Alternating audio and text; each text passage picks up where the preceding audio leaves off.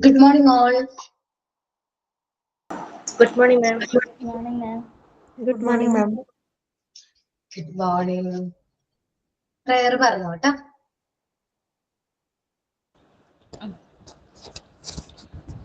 മാണിക്യവീണ ഉപലാലയന്തേ മദാലസാമഞ്ജുള മാഭിലാസ മഹേന്ദ്രനീലദ്വിതി കോമളാംഗീ മാതംഗകന്യാ മനസാ സ്മരാമി. Okay, miss.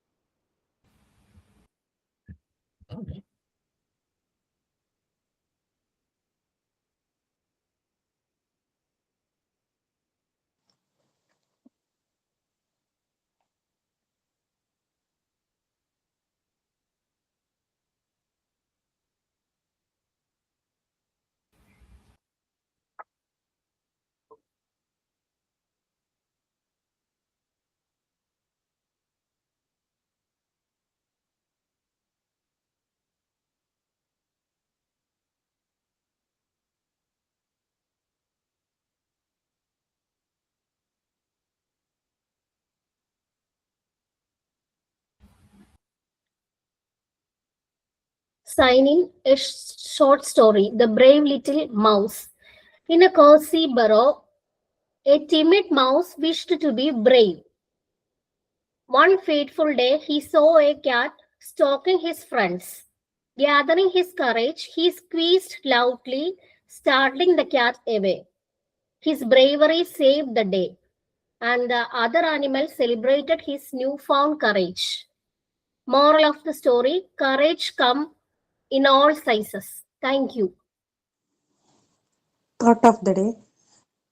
Good and hopeful ideas that make us feel happy and confidence. Thank you.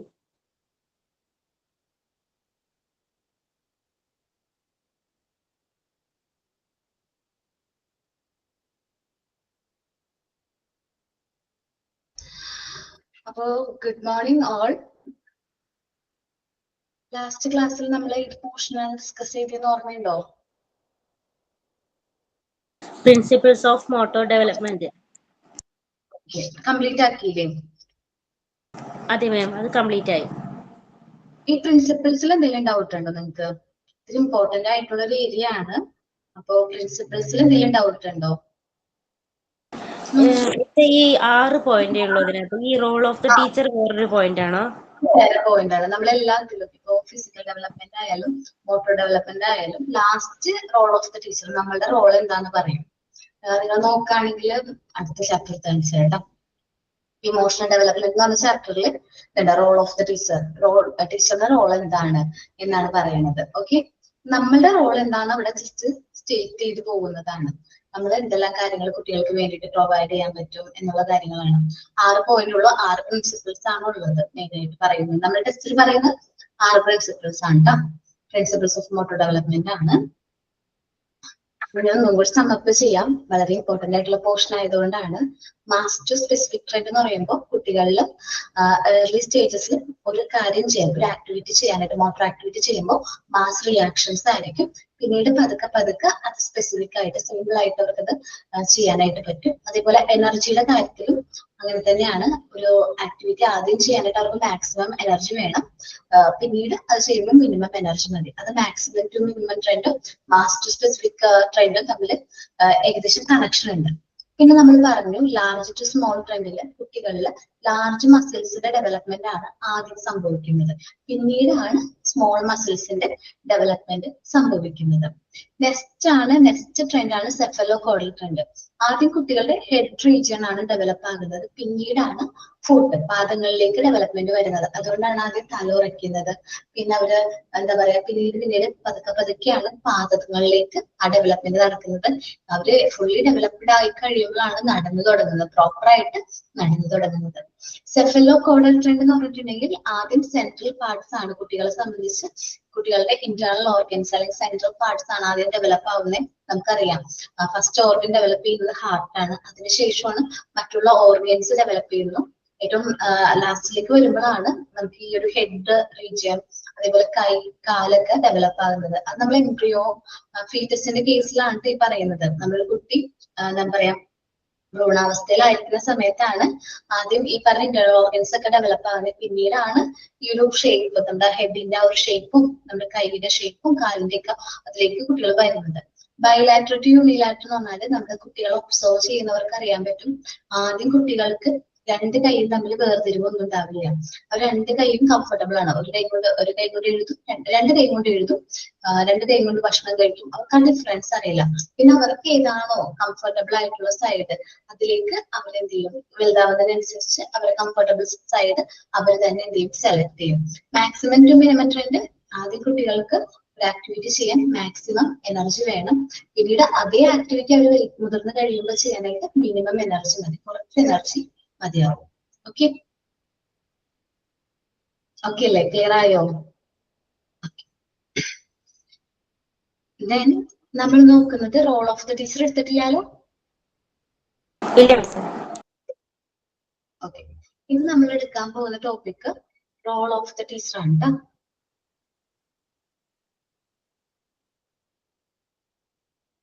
Okay. Role of the teacher. Children should be motivated to manipulate, handle, and use various objects, implement so do the provident sensory activity and eye-hand coordination. കുട്ടികൾക്ക് നമ്മൾ കുറച്ച് sensory ആക്ടിവിറ്റീസും കാര്യങ്ങളും I hand coordination relate ചെയ്യുന്ന മെറ്റീരിയൽസും കാര്യങ്ങളും നമ്മൾ introduce ചെയ്യണം. ആര്? ടീച്ചേഴ്സ് ഇൻട്രൊഡ്യൂസ് ചെയ്യണം. കുട്ടികളിൽ ഫൈൻ മോട്ടോർ സ്കിൽസ് ഒക്കെ ഇംപ്രൂവ് ചെയ്യാനായിട്ട് നമുക്ക് മോണ്ടിസോറി മെത്തേഡിനെ സംബന്ധിച്ച് മോണ്ടിസോറി മെത്തേഡിൽ ഒരുപാട് materials fine motor skills improve ചെയ്യുന്നതാണ്. ഇപ്പോ ഫൈൻ മോട്ടോർ സ്കിൽസ് ഇംപ്രൂവ് ചെയ്യുന്ന ഒരു മെറ്റീരിയൽ ആണ് പ്രീ റൈറ്റിംഗ് ബോർഡ്സ് എന്ന് പറയും.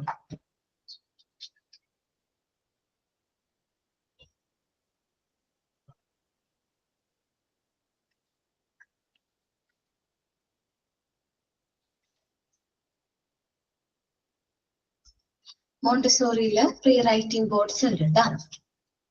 ജസ്റ്റ് ഇമേജസ് കാണിച്ചു തരാൻ പറ്റും.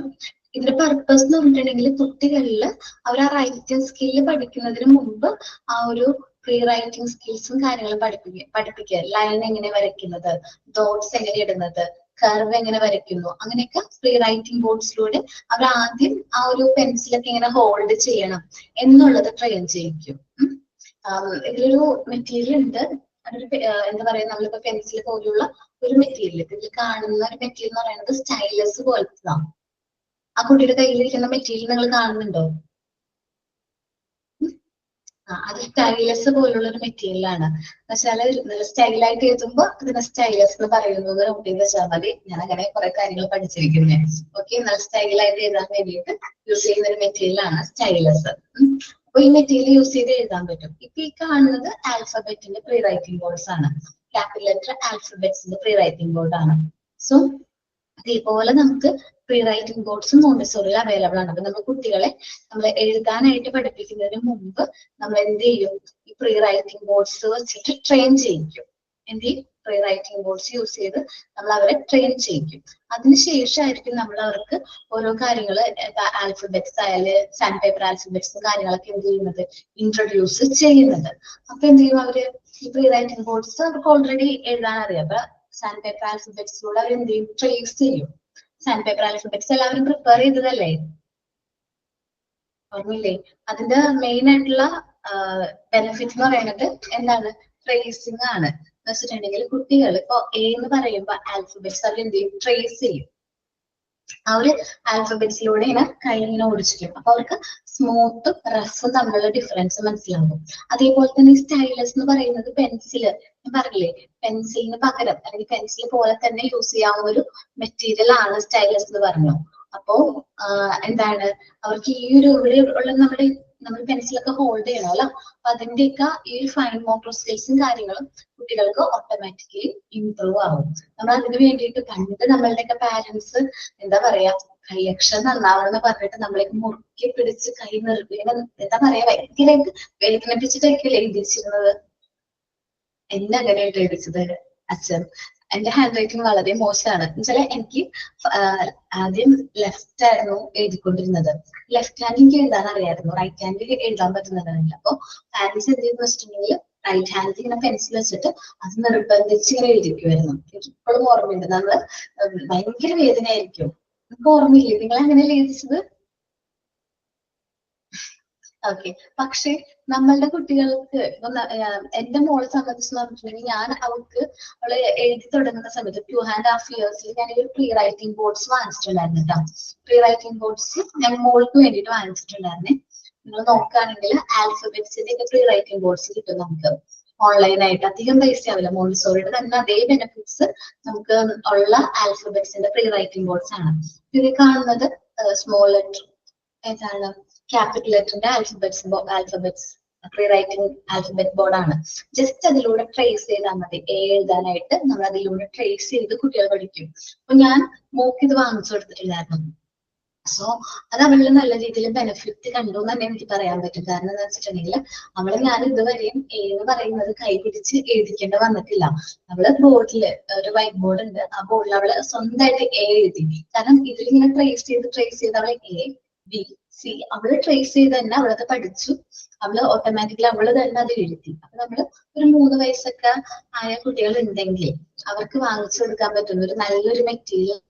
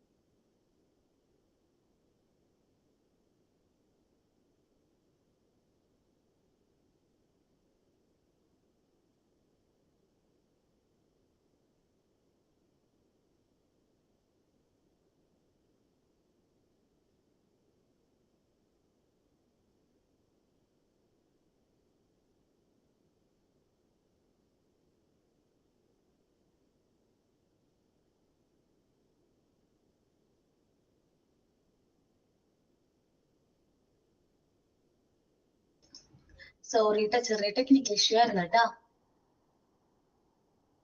ഇനി അങ്ങനെ ടെക്നിക്കൽ ഇഷ്യൂ വരികയാണെങ്കിൽ എല്ലാവരും കോളിൽ തന്നെ നിൽക്കണം, സ്റ്റേ ചെയ്യണം. ഒരു 5 minutesനുള്ളിൽ ഞങ്ങള് അത് സോൾവ് ഔട്ട് ചെയ്യും. ഈ ക്ലാസ്സിന്റെ ഭാഗത്തുള്ള പ്രശ്നമാണ്. അപ്പൊ ഞാൻ പറഞ്ഞത് ഒരു 3 വയസ്സൊക്കെ ആയിട്ടുള്ള കുട്ടികൾ വീട്ടിലുണ്ടെങ്കിൽ അമ്മമാര് വാങ്ങിക്കാവുന്ന ഒരു നല്ലൊരു മെറ്റീരിയൽ ആണ് പ്രീ റൈറ്റിംഗ് ബോർഡ്സ് കേട്ടോ. ഓക്കെ. അപ്പൊ ഒരു ഫൈൻ മോട്ടോർ സ്കിൽസ് ഇംപ്രൂവ് ചെയ്യാനായിട്ട് അത് ഹെൽപ്പ് ചെയ്യും. ഇപ്പൊ ഞാനൊരു മെറ്റീരിയൽ പറഞ്ഞു പ്രീ റൈറ്റിംഗ് ബോർഡ്സ് നിങ്ങൾക്ക് മനസ്സിലായില്ലേ? ഇതേപോലെ തന്നെ മോണ്ടിസോറിയിൽ മറ്റൊരു മെറ്റീരിയൽ ഉണ്ട്. എനിക്ക് ഭയങ്കരമായിട്ട് ഇഷ്ടമുള്ളൊരു മെറ്റീരിയൽ ആണ് നോബിൾഡ് സിലിണ്ടേഴ്സ്.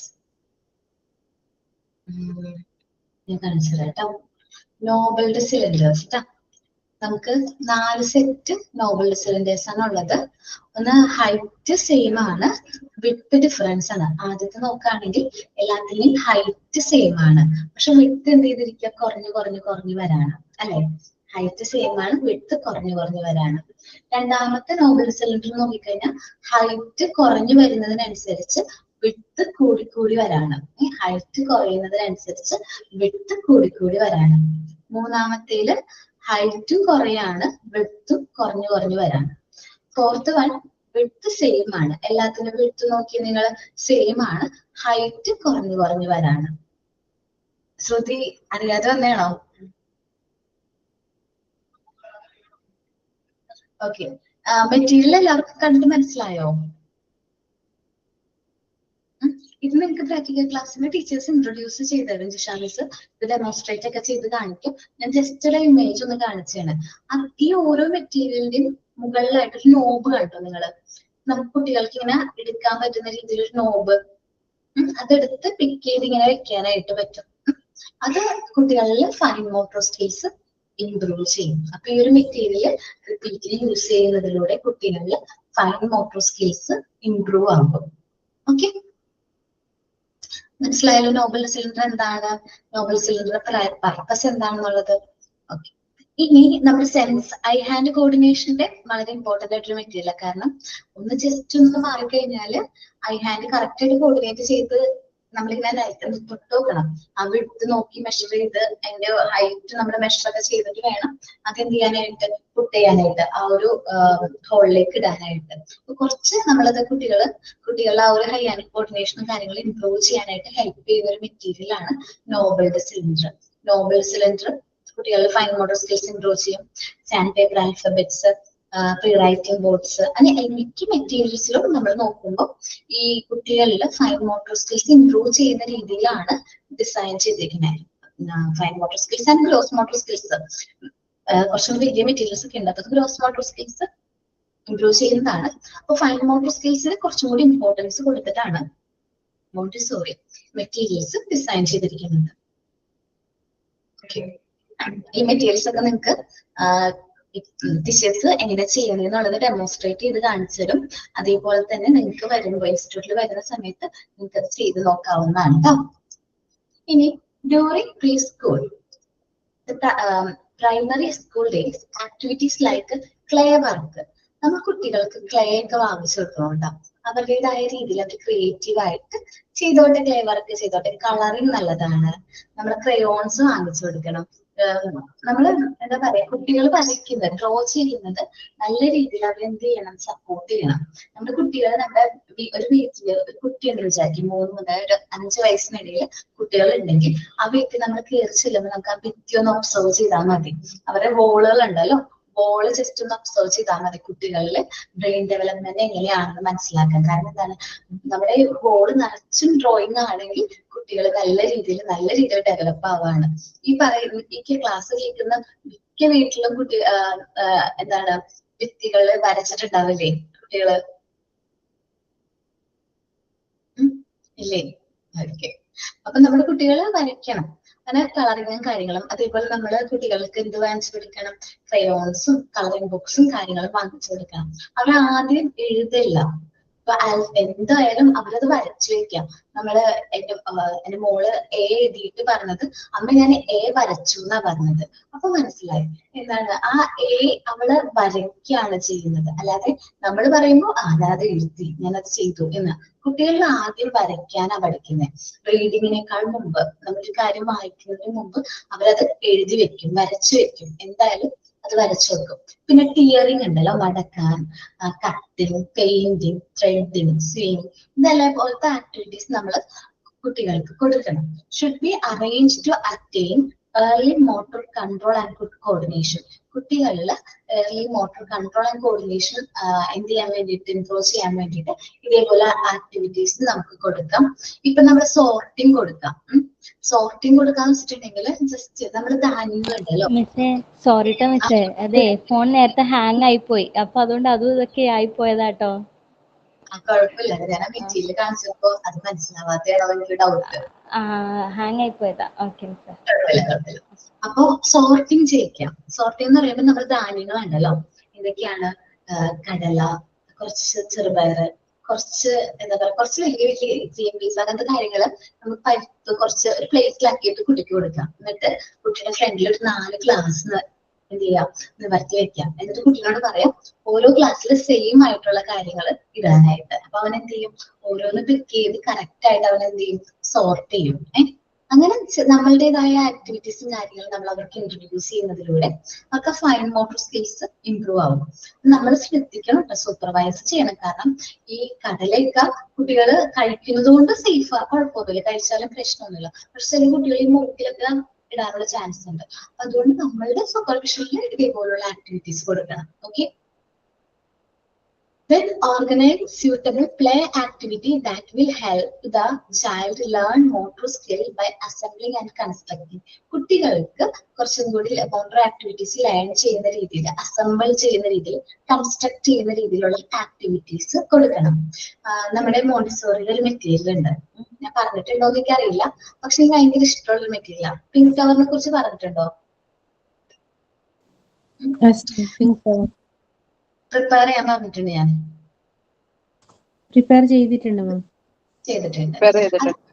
ഓക്കെ, ചെയ്തിട്ടുണ്ട്. ഓക്കെ, അത് കൺസ്ട്രക്റ്റീവ് സ്കിൽ ഇംപ്രൂവ് ചെയ്യുന്ന ഒരു മെറ്റീരിയലാണ്. എല്ലാവർക്കും അറിയാലോ, കുട്ടികൾ കൺസ്ട്രക്റ്റീവ് അവരുടേതായ രീതിയിൽ അവരുടേതായ കൺസ്ട്രക്റ്റീവ് സ്കിൽസ് ഇംപ്രൂവ് ചെയ്യുന്ന ഒരു മെറ്റീരിയലാണ് ഇത് പിങ്ക് കവർ എന്ന് പറയുന്നത്.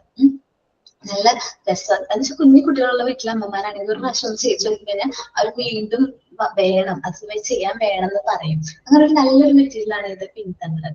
അപ്പോൾ അസംബിൾ ചെയ്യാനും അസെൻഡിങ് ആൻഡ് ഡിസെൻഡിങ് ഓർഡർ കുട്ടികളെ പഠിപ്പിക്കാനൊക്കെ ഈ ഒരു മെറ്റീരിയൽ ഇംപ്രൂവ് ചെയ്യും. കുറച്ചും കൂടി നോക്കുമ്പോൾ കൗണ്ടിങ് പഠിപ്പിക്കാം, കളർ പഠിപ്പിക്കാം. അങ്ങനെ നമുക്ക് ഒരുപാട് സ്കിൽസ്, മോട്ടോർ സ്കിൽസ് കുട്ടികളിൽ ഇംപ്രൂവ് ചെയ്യാനായിട്ട് ഹെൽപ്പ് ചെയ്യുന്ന ഒരു മെറ്റീരിയലാണ്.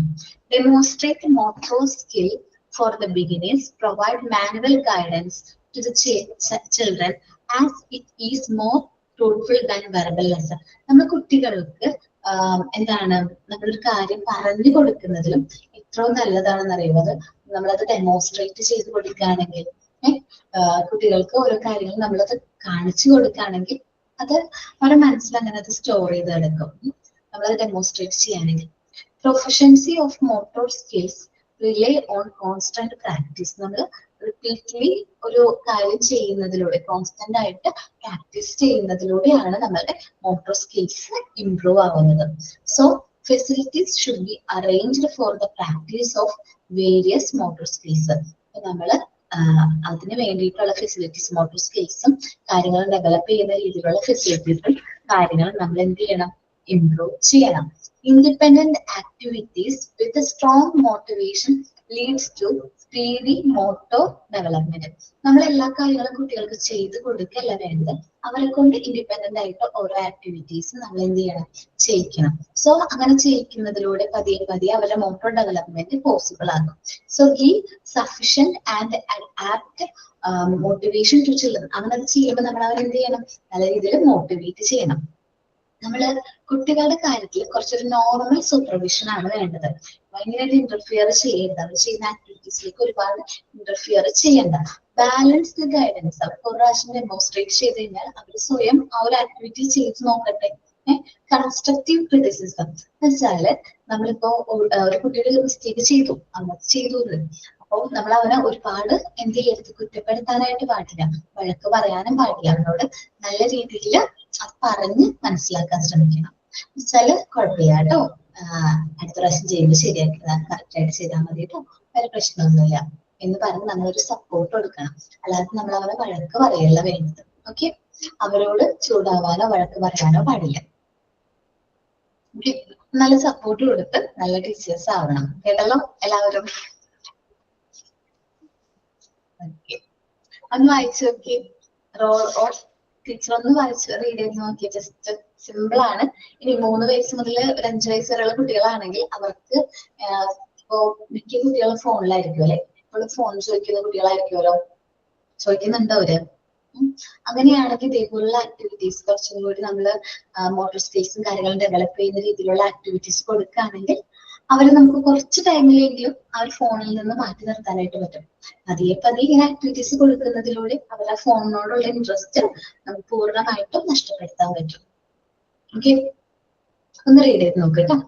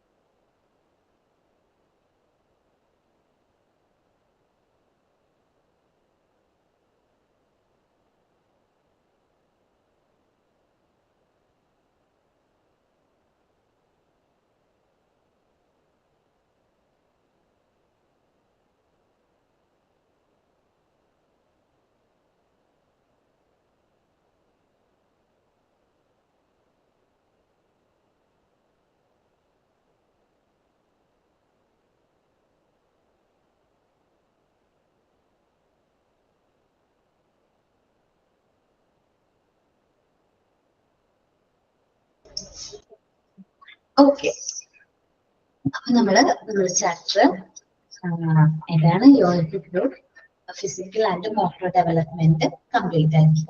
ഓക്കെ, എല്ലാവർക്കും ക്ലിയർ ആണല്ലോ ടോപ്പിക്. ഇനി നമ്മള് കുട്ടികളില് ഇമോഷണൽ ആൻഡ് സോഷ്യൽ ഡെവലപ്മെന്റിനെ കുറിച്ചിട്ടാണ് പറയാനായിട്ട് പോകുന്നത്. കുട്ടികളെ സംബന്ധിച്ച് അവരുടെ ഇമോഷൻസിനെ നമ്മൾ റെസ്പെക്ട് ചെയ്യണം. ഒരു വാശി പിടിച്ച് കരയുമ്പോഴോ നമ്മളുടെ ഒരു ഹഗ്ഗിനൊക്കെ വേണ്ടിയിട്ട് അല്ലെങ്കിൽ നമ്മളുടെ ഒരു ചേർത്ത് പിടിക്കലിന് വേണ്ടിയിട്ടായിരിക്കും അവരെ കുറുമ്പ് കാണിക്കുന്നത്. സോ നമ്മൾ അവരെ നല്ല രീതിയിൽ എന്ത് ചെയ്യണം, ഇമോഷണലി നമ്മൾ അവരെ സപ്പോർട്ട് ചെയ്യണം. നല്ല രീതിയിൽ നമ്മൾ ഈ ചെറിയ പ്രായത്തിൽ തന്നെ ഒരു ഇമോഷണൽ ബോണ്ട് ക്രിയേറ്റ് ചെയ്യാനായിട്ട് ശ്രമിക്കണം നമ്മൾ പാരന്റ്സും കുട്ടികളും തമ്മിൽ. കുട്ടികളെ സംബന്ധിച്ച് ഒരു 7 വയസ്സ് വരെ ഒരു ഗോൾഡൻ ഇയേഴ്സ് ആണ്. അവരുടെ ലൈഫിൽ ഏറ്റവും ഇമ്പോർട്ടന്റ് ആയിട്ടുള്ള ഗോൾഡൻ ഇയേഴ്സുകളാണ് 0 to 7 എന്ന് പറയുന്നത്.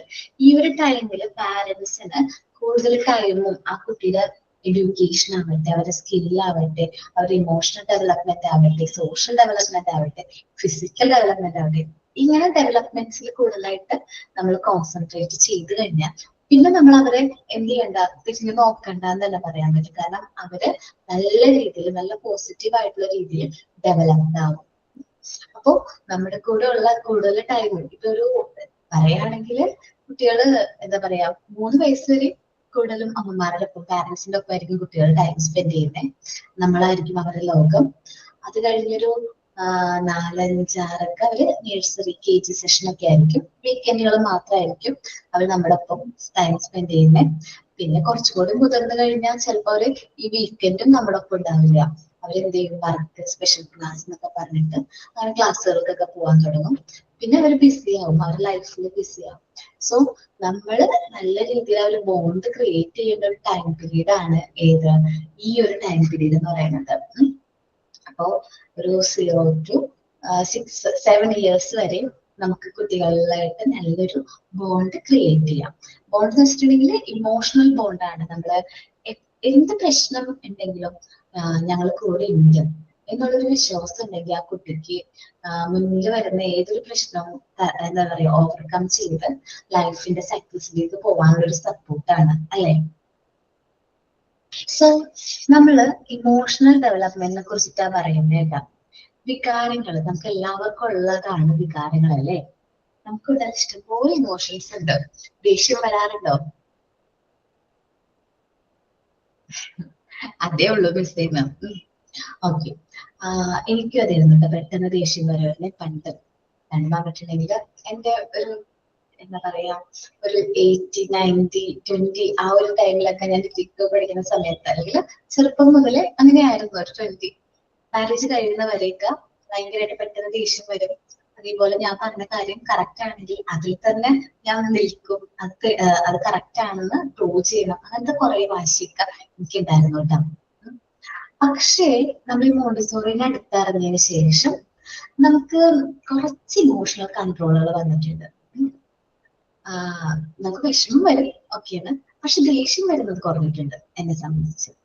ഇപ്പോ എനിക്ക് മോള്, അപ്പൊ അവള് കുറുമ്പ് കാണിക്കുമ്പോ എനിക്ക് ദേഷ്യം വരുന്നുണ്ട്, ഭയങ്കര കുറുമ്പായിരിക്കും. നമ്മള് സാറ്റർഡേ ഒരു ദിവസം എങ്ങാനും അവളെ വീട്ടിലെത്തിയിട്ടാണ് വരുന്നതെങ്കിൽ ഞാൻ വീട്ടിലേക്ക് ചെല്ലുന്ന സമയത്ത് വീട് തല തിരിച്ചു വെച്ചിട്ടുണ്ടാവും. അപ്പൊ നോക്കുമ്പോ വീട് ഫുള്ളായിട്ട് ഞാൻ എന്താ പറയാ എല്ലാം അടക്കി ഒതുക്കി കറക്റ്റ് ആയിട്ട് അറേഞ്ച് ചെയ്ത് കറക്റ്റ് ട്രാക്കിൽ എടുത്ത് വെച്ചിട്ടുണ്ടെങ്കിൽ ഞാൻ ചെല്ലുമ്പോൾ എന്താണ് അതെല്ലാം എടുത്ത് അലമ്പാക്കിയിട്ടുണ്ടാവും. സോ എനിക്ക് ദേഷ്യം വരും, പക്ഷെ ഞാനത് കൺട്രോൾ ചെയ്യും. കാരണം എന്താണ്, ഞാൻ പെട്ടെന്ന് ചെന്ന് അവളെ വഴക്ക് പറഞ്ഞിട്ടുണ്ടെങ്കിൽ അവളെന്താണ് അവൾക്കത് വിഷമാവും, പിന്നെ അവൾക്കത് ഇമോഷണലി അത് അഫക്ട് ചെയ്യും. പക്ഷെ ഞാൻ എന്ത് ചെയ്യുന്ന വെച്ചിട്ടുണ്ടെങ്കിൽ അവളോട് പറയും, അമ്മയുടെ ഒപ്പം ഹെൽപ്പ് ചെയ്യോ, അന്നൊക്കെ ഒരുമിച്ച് ഈ ക്ലോത്ത് ഒക്കെ ഒന്ന് മടക്കി വെച്ചാലോ എന്ന് പറഞ്ഞിട്ട് അവളെയും കൊണ്ട് ഞാൻ എന്ത് ചെയ്യും, വീട്ടിൽ അങ്ങനെ 2-3 പ്രാവശ്യം ചെയ്യിച്ചു, മടക്കി അറേഞ്ച് ചെയ്ത് വെച്ചു. ഇപ്പൊ ആൾക്ക് എന്താ മാറ്റം സംഭവിച്ചിരിക്കുകയെന്ന് അറിയാവോ? ആളിപ്പോ ഹസ്ബൻഡ് അങ്ങനെ ഡ്രസ്സ് തലമാരിന്ന് എടുത്ത് താഴത്തേക്ക് ഇട്ടാല് അവള് വഴക്ക് പറയും, അച്ഛ എന്താ ചെയ്തേ, ഇതെടുത്ത് വെക്ക്, ഇത് അവിടെ ഇരിക്കേണ്ടത്, അമ്മ എന്തോരം കഷ്ടപ്പെട്ടിട്ട് അത് ചെയ്യണേന്ന് അറിയാവോ എന്ന് അവള് ചോദിച്ചു തുടങ്ങി. ഈ ടീമാണ് മുമ്പ് ഡ്രസ്സൊക്കെ എടുത്തിട്ടിട്ട് അതിന്റെ മേലെ കടന്ന് കളിച്ചിരുന്ന ആള്. പക്ഷെ ഇപ്പൊ ആളില് ഒരുപാട് മാറ്റം വന്നിട്ടുണ്ട്. സോ അന്ന് ഞാൻ വിചാരിച്ചു, അയ്യോ ഞാൻ അന്ന് വഴക്ക് പറഞ്ഞിരുന്നെങ്കിൽ ചിലപ്പോൾ അവളിൽ ഇങ്ങനെ ഒരു മാറ്റം ഉണ്ടാവില്ലായിരുന്നു. വഴക്ക് പറയാണ്ട് അത് നല്ല രീതിയിൽ നമ്മളത് കമ്മ്യൂണിക്കേറ്റ് ചെയ്തുകൊണ്ട് ആ ഒരു പ്രശ്നം എന്ത് ചെയ്തു, സോൾവ് ആയി. പിന്നെ എന്റെ മോക്ക് ഏറ്റവും ഇഷ്ടമുള്ള ഒരു കാര്യം എന്ന് വെച്ചിട്ടുണ്ടെങ്കിൽ ഈ നമ്മള് പൗഡർ ഉണ്ടല്ലോ, പൗഡർ. ഞാൻ ഒരു ദിവസം ക്ലാസ് ഒക്കെ കഴിഞ്ഞ് വീട്ടിലേക്ക് ചെന്നപ്പോ റൂം തുറന്നു കഴിഞ്ഞപ്പോ റൂം മൊത്തം പോക്കാം. ഞാൻ നോക്കുമ്പോ എന്താണ് പോക്കെയാണ്, പൗഡർ ഇട്ടിട്ട് 2 ഫാന്, ഒന്ന് ടേബിൾ ഫാനാണ്, മറ്റൊന്ന് മുകളിലത്തെ സീലിംഗ് ഫാനാണ്, രണ്ടുള്ളിലേക്കാണ്. മൊത്തമായിട്ട് പോകാം. പുക എന്ന് പറയുമ്പോൾ പൊടിയാണ്, പൗഡറിന്റെ ആ ഒരു വൈറ്റ് കളറിലതാണ്. അതിന്റെ നടുക്കൊരു ഇത്. അപ്പൊ അവളെന്താണ് അതിൽ കുളിച്ച് നിൽക്കാറുണ്ടാ. എനിക്കാണെങ്കിൽ ദേഷ്യം കൂടെ വന്നിട്ടുണ്ട്, പക്ഷെ ഞാനത് ഇത് കൺട്രോൾ ചെയ്തു. അവളിപ്പോ പെട്ടെന്ന് ഞാൻ ദേഷ്യപ്പെട്ട അപ്പക്കറിയാന്ന് പറഞ്ഞിട്ട് റെഡിയായിട്ട് നിൽക്കാണ് ബെഡില്. അപ്പൊ ഞാൻ പറഞ്ഞു, കുഴപ്പമില്ല കേട്ടോ, കുട്ടികളൊക്കെ ഇങ്ങനെയാണ്, അവര് ഇങ്ങനെയാണ് ഡെവലപ്പ് ആവുന്നല്ലോ, അപ്പൊ കുഴപ്പമില്ല കേട്ടോ, അമ്മ ക്ലീൻ ചെയ്തോളാം കേട്ടോ, വിഷമിക്കേണ്ട, കരയുന്നൊക്കെ പറഞ്ഞ് സോപ്പിട്ട്. അപ്പൊ എന്ത് ചെയ്തു, ആ ടീമിന് തീരണ വരെ എന്റെ ആദ്യം ആവുമ്പോ അവളെ കണ്ടില്ലെങ്കിൽ അവളെ പൗഡർ എടുത്തിട്ട് കളിക്കും. ഇങ്ങനെ പൗഡർ ഇട്ട് ഊതി കളിക്കുകയാണ്. അപ്പൊ ഞാൻ എന്ത് ചെയ്തു, പൗഡർ ഇങ്ങനെ വാങ്ങിക്കാതെ വീട്ടില് ഈ ഒരു സാധനം വേണം, അതുണ്ടെങ്കിലാണല്ലോ അവള് കളിക്കുന്നത്.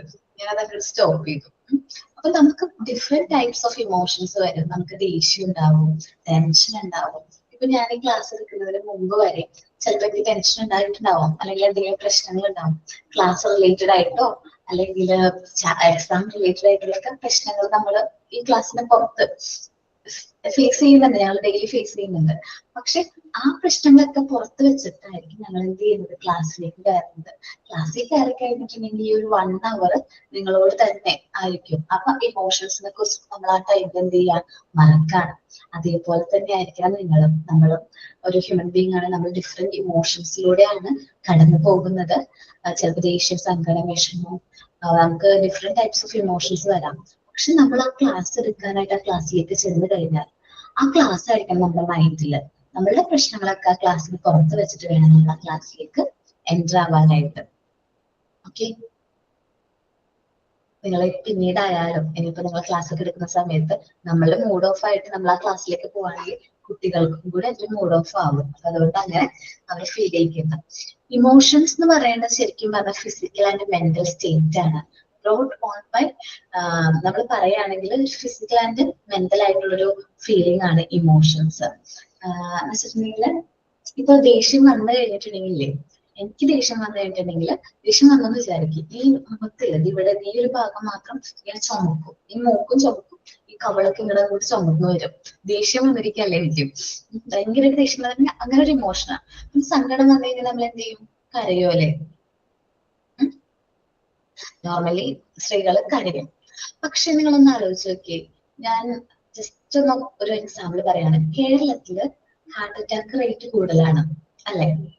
അപ്പൊ നമ്മൾ പറയും ഓയിൽ ഐറ്റംസ് കൂടുതൽ കഴിക്കുന്നതുകൊണ്ടാണ്, പൊരിച്ചതും വറുത്തതുമായിട്ടുള്ള പലഹാരങ്ങൾ കഴിക്കുന്നതുകൊണ്ടാണ്. ഓക്കെ, സമ്മതിക്കാം.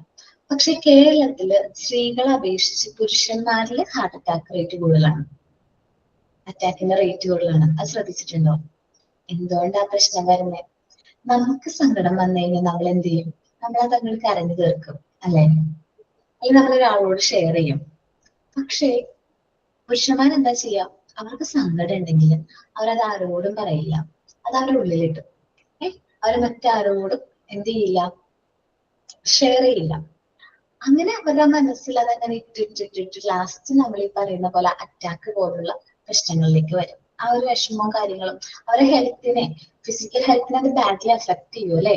നമുക്ക് ഒരുപാട് ടെൻഷനും കാര്യങ്ങളൊക്കെ ഉണ്ടെങ്കിൽ നമ്മുടെ ഫിസിക്കൽ ഹെൽത്തിനെ അത് മോശമായിട്ട് തന്നെ അഫക്ട് ചെയ്യും. സോ ഈ ഒരു പ്രശ്നം ആരാണ്, ഇപ്പൊ പുരുഷന്മാർ ഇങ്ങനെ ആയിരിക്കണം എന്ന് ആരാ പറഞ്ഞു കൊടുക്കുന്നേ? നമ്മളാ അമ്മമാരെ പറഞ്ഞു കൊടുക്കണേ. അമ്മമാരല്ലെങ്കിൽ വീട്ടില് കാരണവന്മാരാ പറഞ്ഞു കൊടുക്കണേ. ആൺകുട്ടിയാടാ നീക്ക് അറിയാൻ പാടില്ല, നിനക്ക് സങ്കടം വന്നാലും നീക്ക് അറിയാൻ പാടില്ല എന്ന് ആര് പറഞ്ഞു കൊടുക്കും? ചെറുപ്പം മുതലേ ചിലപ്പോ അച്ഛമ്മയായിരിക്കും അല്ലെങ്കിൽ അമ്മയായിരിക്കും. അയ്യേ ആൺപിള്ളേര് കരയോ? അപ്പൊ അവന്റെ മനസ്സിൽ എപ്പോഴേ ആ ഒരു ഫീലിംഗ് വന്നിരിക്കാം, ആൺപിള്ളേര് കരയാൻ പാടില്ല, ആൺപിള്ളേര് ധൈര്യമായിട്ടിരിക്കണം. അപ്പൊ അതവന് ചെറുപ്പം മുതലേ ആ ഒരു ഇമേജ് ബിൽഡ് ചെയ്ത് അവർ വലുതായി കഴിയുമ്പോഴും അതേപോലെ തന്നെ പോകും. ഓക്കെ, ശരിക്കും അങ്ങനെ നമ്മളുടെ കുട്ടികളോട് പറയരുത്, സങ്കടം വന്നാൽ കരഞ്ഞോട്ടെ, സങ്കടം വന്നു കഴിഞ്ഞാൽ അത് കരയട്ടെ, കരഞ്ഞു തീർക്കട്ടെ. സന്തോഷമാണെങ്കിൽ നല്ല രീതിയിൽ സന്തോഷിക്കട്ടെ. നമ്മൾ പറയില്ലേ, പെൺകുട്ടികളോട് പറയും അധികം ചിരിക്കാൻ പാടില്ല, വീടിന് പുറത്തേക്ക് സൗണ്ട് കേൾക്കാൻ പാടില്ല ചിരിക്കുമ്പോ. എന്റെയൊക്കെ ചെറുപ്പത്തിൽ പറഞ്ഞിരുന്നേട്ട, വീടിന് പുറത്തേക്ക് സൗണ്ട് കേൾക്കാൻ പാടില്ല ചിരിക്കുമ്പോ. അപ്പൊ ഞാൻ കുറച്ചുകൂടി സൗണ്ടിൽ ചിരിക്കും, അത്രേ. അപ്പൊ അങ്ങനെയൊക്കെ പറയും. കാരണവന്മാര് പ്രായമായവരുണ്ടെങ്കിൽ, നമ്മളിലേക്ക് ഇപ്പൊ അച്ഛാമ്മയൊക്കെ ഉണ്ടെങ്കിൽ അവരങ്ങനെ പറയും. കുറച്ച് എന്താ പറയാ അവർ ചിന്താഗതി വ്യത്യാസമുണ്ട്. പെൺകുട്ടി എന്ന് പറയുന്നത് കല്യാണം കഴിച്ച് പോകാനുള്ളതാണ്, അതേപോലെ തന്നെ നമ്മളെ പെൺകുട്ടികളെ കാണുന്നത് ഒരു ഭാരമായിട്ടാണ്, അങ്ങനെയൊക്കെ വിചാരിച്ചത്. അതവിടെ കേട്ടെ. അപ്പൊ നമ്മളുടെ ഇമോഷൻസ് നമ്മൾ പ്രകടിപ്പിക്കാനുള്ളതാണ്. എന്ത് ഇമോഷൻ ആയാലും അത് പ്രകടിപ്പിക്കണം. നമ്മുടെ അഭിപ്രായങ്ങൾ നമ്മൾ പറയുക തന്നെ വേണം. നമുക്കൊരു നെഗറ്റീവായിട്ട് ഫീൽ ചെയ്ത് കഴിഞ്ഞിട്ടുണ്ടെങ്കിൽ ആ ഒരു അഭിപ്രായം നമ്മൾ തുറന്നു പറയണം. വികാരം എന്നത് ഒരു ജീവിയുടെ എന്താ പറയാ, ഒരു മനുഷ്യന്റെ അല്ലെങ്കിൽ നമ്മളുടെ ഒരു ഫീലിംഗ് ആണ് അല്ലെ? ഭയങ്കരമായിട്ടുള്ള ഫീലിംഗ് ആണ്. നമ്മൾ പറയില്ലേ, എന്താ പറയാ, ലവ് എന്ന് പറയുന്ന ഫീലിംഗ് വരുമ്പോ ഭയങ്കരമായിട്ടൊരു ഇമോഷനാ വരുന്നതെന്നൊക്കെ നമ്മൾ പറയും. ഒരു പ്രത്യേക ഫീലിംഗ് ആണ്. അപ്പൊ ഇമോഷൻസും അതേപോലെ തന്നെയാണ്.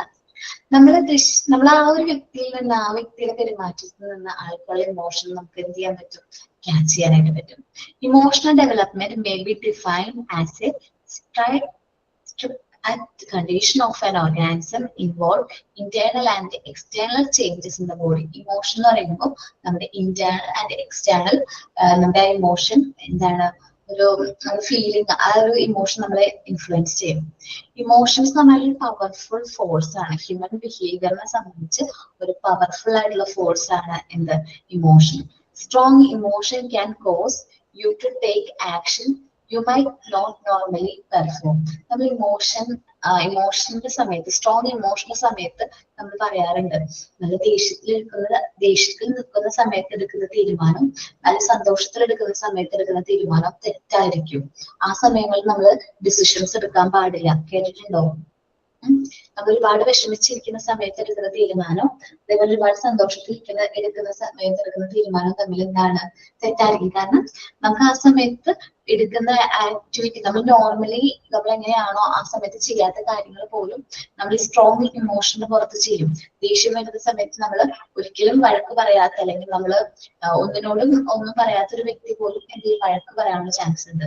അപ്പൊ അങ്ങനൊരു പ്രശ്നം വരാനുള്ള ചാൻസ് ഉണ്ട്. നമ്മൾ ഇമോഷണൽ ഡെവലപ്മെന്റ് എന്ന് പറയുന്നത് ഒരു കോംപ്ലക്സ് ആണ് അല്ലെ. ഇമോഷൻസ് നമുക്ക് പെട്ടെന്നൊന്നും പിടിയിട്ടില്ല.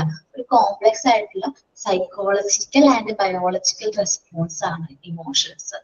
ഫീലിങ്സ് എന്ന് പറയുന്നത് എന്താണ്, ഒരു സൈക്കോളജിക്കൽ ആൻഡ് എന്താണ് നമ്മളുടെ ബയോളജിക്കൽ ആയിട്ടുള്ള റെസ്പോൺസ് ആണ്. എന്തെല്ലാം ഇമോഷൻസ് സാധാരണയായിട്ട് നിങ്ങൾക്ക് വരാറ്? ദേഷ്യം വരും, ആങ്കർ, ഫിയർ ഉണ്ടോ, ഭയം ഉണ്ടോ നിങ്ങൾക്ക്? ഭയമുണ്ട്, എനിക്കുണ്ട് കേട്ടോ. ഹൈറ്റ് ഭയങ്കര പേടിയാവും. അങ്ങനെ ഭയങ്കര ധൈര്യമായിട്ടിരിക്കുന്നെങ്കിലും ഇപ്പോഴും എനിക്ക് ഹൈറ്റ് ഭയങ്കര പേടിയാവും. ജലസി, അസൂയ.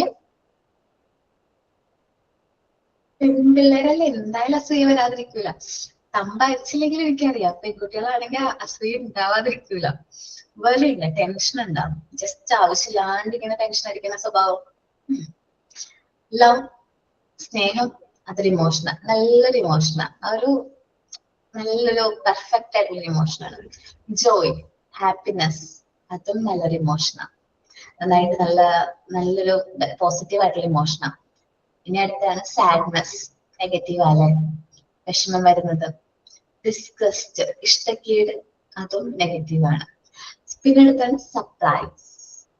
സർപ്രൈസ് എന്ന് പറയുന്നത് കുട്ടികളെ സംബന്ധിച്ച് ഏറ്റവും ഇഷ്ടമുള്ള ഒരു ഇമോഷനാണ്. കുട്ടികൾക്ക് സർപ്രൈസ് കൊടുക്കാന്ന് പറഞ്ഞാൽ ഭയങ്കര ഇഷ്ടമായിട്ടുള്ള കാര്യമാണ്. ജസ്റ്റ് ഒരു ചോക്ലേറ്റ് ആണെങ്കിൽ പോലും കുഞ്ഞുനൊരു പറയും മോക്കിന്നൊരു സർപ്രൈസ് ഉണ്ട് എന്ന് പറഞ്ഞിട്ട് ആ ചോക്ലേറ്റ് കൊടുക്കുകയാണെങ്കിൽ ഭയങ്കര ഹാപ്പി ആവൂലെ. ശ്രദ്ധിച്ചിട്ടുണ്ടെങ്കിൽ ഇപ്പൊ ജസ്റ്റ് ഒരു ഗിഫ്റ്റ് ആണെങ്കിൽ, ഒരു ചെറിയൊരു ഗിഫ്റ്റ് ആണെങ്കിൽ പോലും അത് ഗിഫ്റ്റ് ബോക്സിൽ പൊതിഞ്ഞിട്ട് ഇത് മോളുടെ സർപ്രൈസ് ആണെന്ന് പറഞ്ഞു കൊടുത്തു കഴിഞ്ഞാൽ ഭയങ്കരമായിട്ട് ഹാപ്പി ആവും. ഓക്കെ, ഇതൊക്കെ നമ്മളുടെ ഇമോഷൻസ് ആണ്. The development of these emotions is largely affect the relationship with the parent, siblings and peer groups. കുട്ടികളുടെ ഇമോഷൻ ഡെവലപ്മെന്റിനെ മെയിൻ ആയിട്ട് അഫക്ട് ചെയ്യുന്ന ഫാക്ടേഴ്സ് ആണ് parents, siblings, peer groups. Peer groups എന്ന് പറഞ്ഞിട്ടുണ്ടെങ്കിൽ കൂട്ടുകാര്. Emotion develop through maturity and learning. നമ്മുടെ emotions develop ആകുമ്പോൾ നമ്മുടെ മെച്യൂരിറ്റിക്ക് അനുസരിച്ച് ഡെവലപ്പ് ആകും, നമ്മുടെ ലേണിങ്ങിനനുസരിച്ച് ഡെവലപ്പ് ആകും. പിന്നെ ഒരു കാര്യം കൂടിയുണ്ട്, എഡ്യൂക്കേഷൻ അനുസരിച്ച് നമ്മുടെ ഇമോഷണൽ ഡെവലപ്മെന്റ് സംഭവിക്കും. നമ്മളൊരു കാര്യം പഠിച്ചുകൊണ്ടിരിക്കുകയാണെങ്കിൽ, പുതുതായിട്ട് ഓരോ കാര്യങ്ങൾ പഠിക്കുകയാണെങ്കിൽ നമുക്കത് നമ്മളുടെ ലൈഫിനെ എന്ത് ചെയ്യും, ഇൻഫ്ലുവൻസ് ചെയ്യും. നമ്മളുടെ ഇപ്പൊ ഞാൻ ജസ്റ്റ് ഒന്ന് എന്നെ കമ്പയർ ചെയ്യുകയാണെങ്കിൽ, എന്റെ എന്താ പറയാ, ഞാൻ ഒരു 17 ഇയേഴ്സിന്റെ, എനിക്ക് 28 ഇയേഴ്സാണ്. സോ ഞാൻ ഈ 80 ഇയേഴ്സിലുണ്ടായിരുന്ന ഞാനല്ല ഇപ്പൊ നിങ്ങളുടെ മുമ്പിൽ കാണുന്നത്. ഞാൻ ഒരുപാട് ഇമോഷണലി ഒത്തിരി വ്യത്യാസം വന്നിട്ടുണ്ട്. എന്റെ ക്യാരക്ടർ നോക്കുകയാണെങ്കിലും, ഇമോഷൻ പ്രകടിപ്പിക്കുന്ന രീതി നോക്കുകയാണെങ്കിലും ഒക്കെ ഒരുപാട് വന്നിട്ടുണ്ട്, വ്യത്യാസം വന്നിട്ടുണ്ട്. ഒന്ന് ജസ്റ്റ് ഒന്ന് നിങ്ങൾ തന്നെ കമ്പയർ ചെയ്ത് നോക്കി. ഇപ്പൊ നമ്മളുടെ ഒരു 10 വയസ്സ് കുറച്ചാൽ മതി.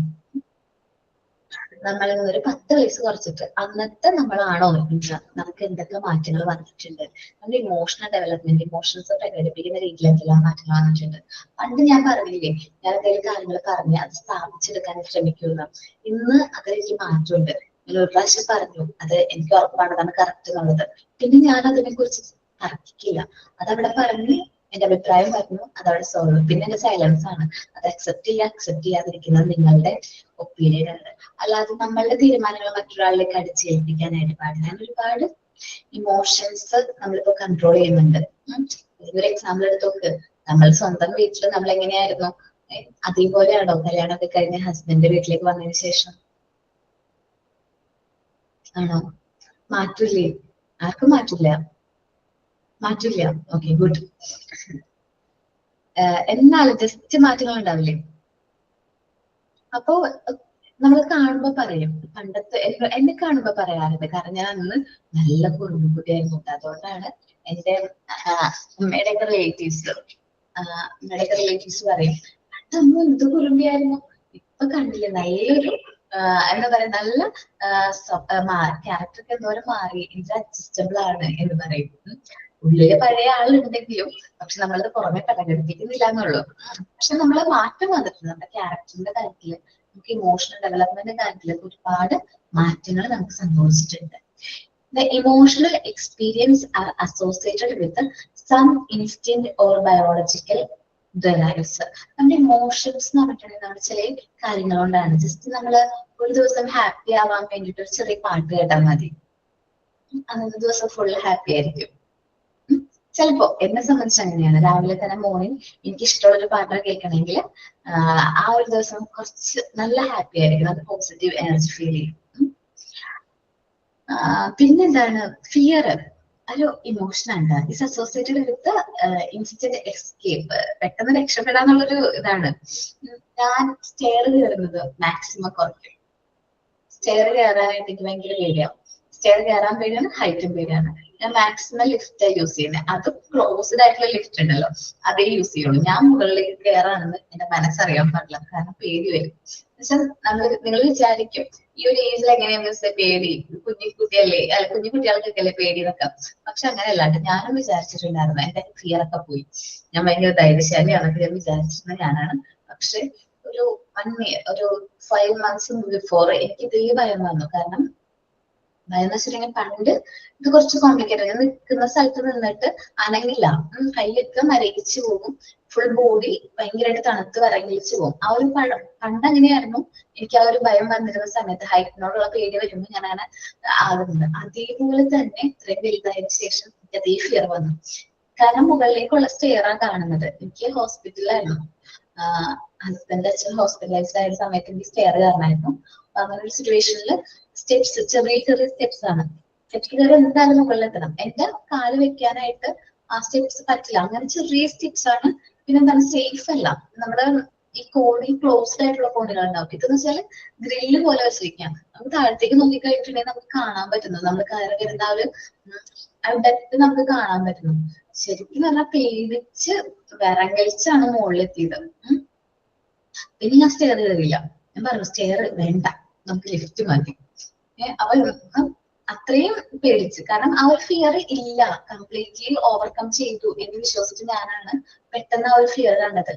ഞാൻ കോളേജിൽ പഠിച്ച സമയത്ത് എന്റെ ഫ്ലോർ എന്ന് പറയുന്നത്, ഞാൻ പഠിച്ച കോളേജിൽ എന്റെ ക്ലാസ് 4th ഫ്ലോറിലാണ്. അന്ന് ഞാൻ സ്റ്റെപ്പ് കയറിയ പോയിരുന്നത്. നമ്മൾ റിപ്പീറ്റിൽ ഒരു കാര്യം ചെയ്യുമ്പോൾ നമുക്ക് ആ ഒരു ഭയം കുറയും എന്നൊക്കെ പറയില്ലേ, അങ്ങനെ ഇരുന്ന് തോന്നുന്നു ആ ഭയം കുറഞ്ഞതാണ്. പക്ഷെ നമ്മൾ പുതിയതായിട്ടൊരു സാഹചര്യത്തിൽ വന്നപ്പോ ആ ഒരു ഫിയർ വീണ്ടും വന്നു. അപ്പൊ ഇമോഷൻസ് എന്ന് പറയുന്നത് എന്താ പറയുക, ഒരു പ്രത്യേകമായിട്ടുള്ള ഫീലിംഗ് ആണ്. നമുക്ക് എപ്പോ വേണമെങ്കിലും വരാം. Emotions are the product of നമ്മുടെ പെർസെപ്ഷൻ ആണ്. It change with people. ഓരോ വ്യക്തിയെ സംബന്ധിച്ച് അത് മാറിക്കൊണ്ടിരിക്കും. ഇപ്പൊ ഞാൻ പറഞ്ഞില്ലേ എനിക്ക് ഹൈറ്റ് പേടിയാണെന്ന്. ഇപ്പൊ നിങ്ങൾ നാടെ എടുത്ത് നോക്കിയാലും ചിലപ്പോൾ എനിക്ക് ഹൈറ്റ് പേടിയായിരിക്കില്ല, വേറെ എന്തെങ്കിലും കാര്യത്തിൽ ഭയം ഉണ്ടാവും. അങ്ങനെ ഡിഫറെന്റ് ഇമോഷൻസ് ആയിരിക്കും. അല്ലെങ്കിൽ ഇപ്പൊ ഞാൻ ഒരു ചെറിയ കോമഡി ഫിലിം കണ്ടു കഴിഞ്ഞാല് ഭയങ്കരമായിട്ട് ഹാപ്പി ആകുന്ന ഒരാളാണ്. ഇരുന്ന് ചിരിക്കും ഭയങ്കര ഹാപ്പിലി, അത് എൻജോയ് ചെയ്ത്, അത് എന്താണെന്ന് നോക്കില്ല, അവിടെ ഇരുന്നൊക്കെ ചിരിച്ച് ഹാപ്പിലി ചിരിച്ച് അത് എൻജോയ് ചെയ്യുന്ന ഒരാളാണ്. അപ്പൊ മറ്റൊരാൾ ചിലപ്പോൾ അത് കാണുമ്പോൾ കുറച്ച് സീരിയസ് ഒക്കെ ഉണ്ട്, ഇതെന്താ ചിരിക്കാൻ എന്ന് വിചാരിക്കും. ഈ ഇടയ്ക്ക് ഒരു സിനിമ ഇറങ്ങിയിട്ടുണ്ടല്ലോ, ഏതാണത്, അയ്യോ സർവമായ, കണ്ടുമായിരിക്കോ? ഇല്ല മിസ്സേ, കണ്ടില്ല. കാണണോട്ടെ, നല്ല സിനിമ. ഞാൻ ചിരിച്ചു, എനിക്ക് ഭയങ്കരമായിട്ട് ഇഷ്ടമായി. കുറെ നാൾക്ക് ശേഷം കണ്ടൊരു പോസിറ്റീവ് ആയിട്ട് തോന്നിയ ഫിലിമാണ്. എനിക്ക് തോന്നി നല്ലൊരു ഫീൽ ഗുഡ് മൂവി, നല്ലൊരു എക്സ്പീരിയൻസ്. അതേപോലെ സോങ്, ഞാൻ പറഞ്ഞില്ലേ സോങ് കേട്ട് സന്തോഷമാകുന്നു. 2 ദിവസമായിട്ട് ഞാൻ ആ സോങ് തന്നെ കേട്ടുകൊണ്ടിരിക്കാം. അതില് 2 സോങ് ഉണ്ട്. 2 സോങ് എനിക്ക് ഭയങ്കര ഫേവറേറ്റ് ആയി. എന്നുവെച്ചാൽ കുറെ നാൾ കിട്ടാണ് ഞാൻ അങ്ങനെ ഒരു ഫിലിം എൻജോയ് ചെയ്ത് കണ്ട് ഒരു നല്ല പോസിറ്റീവ് ഫീലിംഗ് കിട്ടുന്നത്. പണ്ട് നമ്മൾ പ്രേമമൊക്കെ കണ്ടത് ഓർമ്മയുണ്ടോ? മിസ്സിനെ ഓർത്തത് ആ ഒരു കാലഘട്ടം അത് ഓർമ്മയിൽ വരും. അതേപോലെ ഒരു ഫീൽ കിട്ടും. അതൊക്കെ കഴിഞ്ഞിട്ട് ഇപ്പോഴാണ് ഇങ്ങനെ ഒരു ഫിലിം ഇറങ്ങിയെന്ന് തോന്നുന്നുണ്ട്. എന്നാൽ ഫിലിം കണ്ടിട്ടുണ്ട് എന്നാലും പക്ഷെ ഇതൊരു നല്ലൊരു ഫീലിംഗ് കിട്ടിയ ഒരു ഫിലിം. അപ്പൊ ഒരു ഹാപ്പി ആയിട്ട് തോന്നുന്ന ഒരു ഫിലിമാണ്. എവറി ഇമോഷൻസ് എക്സ്പ്രസ്ഡ്, നമ്മൾ ഓരോ ഇമോഷൻസും ഡിഫറെന്റ് രീതിയിലാണ് എക്സ്പ്രസ് ചെയ്യുന്നത് പറഞ്ഞു. Expressing emotions are inborn and it develop through maturity. നമ്മൾ ചെറുപ്പത്തിലെ ഇമോഷൻസ് വരുമ്പോൾ നമ്മൾ ചിലപ്പോൾ ദേഷ്യം വരുമ്പോൾ ദേഷ്യം പ്രകടിപ്പിക്കായിരിക്കും. പക്ഷെ നമ്മൾ മുതിർന്നതിനനുസരിച്ച് മെച്യൂർഡ് ആവുന്നതിനനുസരിച്ച് നമ്മൾ സൈലന്റ് ആവും. ദേഷ്യം വന്നാലും ചിലപ്പോൾ നമ്മൾ കൺട്രോൾ ചെയ്യും. നമ്മൾ ആ ഒരു വേറെ രീതിയിലായിരിക്കും അത് എടുക്കുന്നത്. വെച്ചാൽ നമ്മൾ ദേഷ്യം വന്നാലും ആ ഒരു സാഹചര്യത്തിൽ അങ്ങനെ പ്രകടിപ്പിക്കാൻ പാടില്ല എന്ന് മനസ്സിലാക്കി നമ്മൾ കൺട്രോൾ ചെയ്യും. ഇമോഷൻസ് എന്താണ് റൈസ് അബ്സല്യൂട്ട്ലി എന്നുവെച്ചാൽ പെട്ടെന്ന് ഇമോഷൻസ് വരും. ദേഷ്യം പെട്ടെന്ന് വരും. പക്ഷെ അത് പെട്ടെന്നായിരിക്കും ദേഷ്യം വരുന്നത്. പക്ഷെ അത് ഡൈ ആവാനായിട്ട് അല്ലെങ്കിൽ സ്ലോലി ആയിരിക്കും അത് കുറയുന്നത്. നമ്മളുടെ ആവശ്യമില്ലാതെ നമ്മുടെ റിലേറ്റീവ്സിനോടൊക്കെ വെറുതെ വഴക്കൊക്കെ പിടിക്കാറില്ലേ? അതേപോലെ തന്നെ നമ്മളത് ആ ഒരു ഇമോഷൻ മനസ്സിൽ കണ്ടുകൊണ്ടേ ഇങ്ങനെ നടക്കും. പിന്നെ കുറെ കാലം കഴിയുമ്പോ അതൊന്നും വെറുതെയാണ്. നമ്മളുടെ ലൈഫ് എന്ന് പറഞ്ഞാൽ കുറച്ചേ ഉള്ളൂ. അവിടെ എന്തിനാ ഈ വഴക്കും കാര്യങ്ങളൊക്കെ മനസ്സിലാക്കുമ്പോഴേക്കും ഒരുപാട് കാലങ്ങൾ കഴിഞ്ഞു പോയിട്ടുണ്ടാവും. Emotions are personal, it change with people. Emotion എന്ന് പറഞ്ഞാൽ പേഴ്സണൽ ആണ്. ഓരോ വ്യക്തിനനുസരിച്ച് അത് ചേഞ്ച് ആകും. നെക്സ്റ്റ് ക്ലാസ്സിൽ സോഷ്യൽ ആൻഡ് ഇമോഷണൽ ഡെവലപ്മെന്റ് എടുക്കാം കേട്ടോ. ഓക്കെ, ജസ്റ്റ് ഇമോഷൻസിനെ കുറിച്ചിട്ട് ഒന്ന് ഇൻട്രൊഡ്യൂസ് ചെയ്തിട്ടുള്ളൂ. അതേപോലെ തന്നെ നമ്മളുടെ physical and motor development questions തരാം കേട്ടോ. മാം പിങ്ക് ടവർ കാണിക്കണോ? പിങ്ക് ടവർ കാണിക്കാൻ പറഞ്ഞിട്ടുണ്ടായിരുന്നോ? കഴിഞ്ഞ ക്ലാസ്സിൽ ഞാൻ ഉണ്ടായിരുന്നില്ല. അപ്പൊ കഴിഞ്ഞ ക്ലാസ്സിൽ ചെയ്തവര് കാണിച്ചു എന്നാണ് ഞാൻ റെക്കോർഡ് ക്ലാസ് കേട്ടപ്പോ കണ്ടത്. പ്രസന്റ് ചെയ്തോളാം.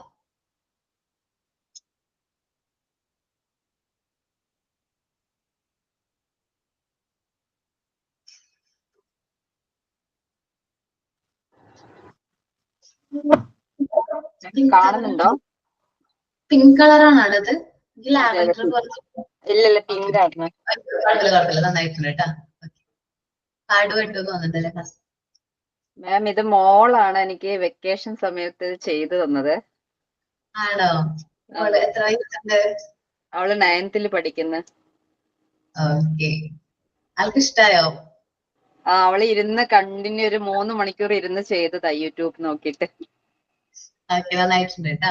അമ്മമാരെ മിക്ക കുട്ടികളൊക്കെ കേട്ടോ, വലിയ കുട്ടികളാണെങ്കിൽ അമ്മമാരെ വർക്ക്സിലെ ഹെൽപ്പ് ചെയ്യുന്നുണ്ട്. ചെറിയ കുട്ടികളാണെങ്കിൽ അത് എൻജോയ് ചെയ്ത് ചെയ്യുന്നൊക്കെ ഉണ്ട് കേട്ടോ. ഓക്കെ ഓക്കെ, അപ്പോ സൈനോട്ട് ആരാ പറയുന്നേ? മിസ്സേ, ഞാൻ ഫ്രെയിം വർക്ക് ചെയ്ത് കാണിക്കട്ടെ? കാണിച്ചോ.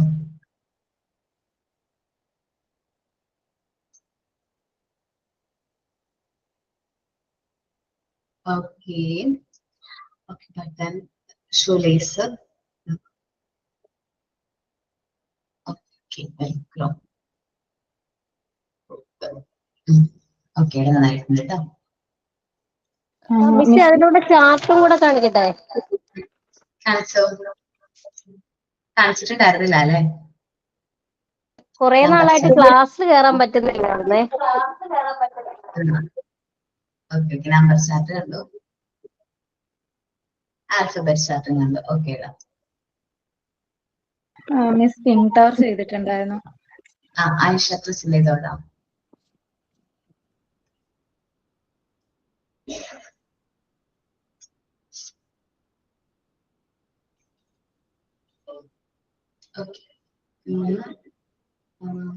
ഇത് 10 ഉണ്ടാടാ, 9 തോന്നിയുള്ളല്ലോ.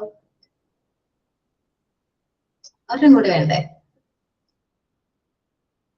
ഓക്കെ, അതോട് ചെയ്താൽ മതി കേട്ടോ. ഓക്കെ, സൈനോട്ട് ആരാ പറയുന്നേ? Ma'am, sign out. My name is Vidya. I am telling the sign out. Thank you, ma'am. Today's class was a nice class. Today's class was about socio-emotional development. On the behalf of everyone, I am thanking you. Thank you, ma'am. Thank you. Thank you.